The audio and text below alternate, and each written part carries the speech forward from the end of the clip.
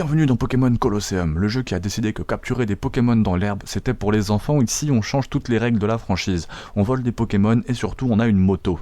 La liberté, c'est une moto et un manteau badass. Contrairement aux autres jeux Pokémon où tu sors de chez toi en pyjama pour te faire racketter, par un Roucoule niveau 3, ici, t'es un ancien membre de la Team Snatch. Traduction, t'es un criminel. Enfin, un criminel repenti. Parce que bien sûr, Game Freak n'a fait pas les coronesses de te faire un anti-héros. Mais bon, on va pas chipoter. T'as une moto, t'as un manteau qui crie « J'ai fait un stage chez Sephiroth », et tu voles des Pokémon aux méchants avec un bras mécanique de hacker. Très cool quand même tout ça, non? Les combats Pokémon mais avec un peu plus de charisme. Ici les combats en 1 contre 1, plan Pokémon Colosseum c'est que du duo. 2 Pokémon en même temps, comme dans les vrais tournois e-sport de l'époque qui n'ont jamais existé.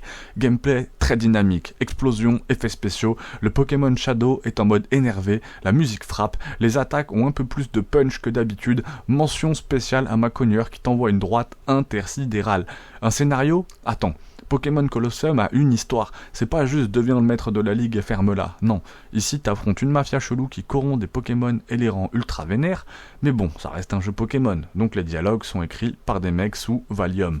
Conclusion, est-ce que c'est vraiment le Pokémon le plus badass? Pokémon Colosseum, c'est l'expérience Pokémon la plus adulte qu'on ait eue à l'heure actuelle, si on n'exclut pas le World.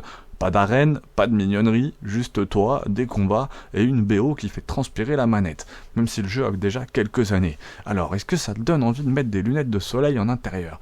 Est-ce que c'est le meilleur Pokémon hiver? Dis-moi en commentaire si t'es d'accord, ou si t'es un dresseur de niveau 100 qui pleure sur la disparition du Pokédex national. Et si Pokémon avait continué sur cette voie? Pokémon Colosseum, c'est un ovni dans la saga, un héros badass, des combats plus intenses, un univers sombre qui aurait pu tout changer.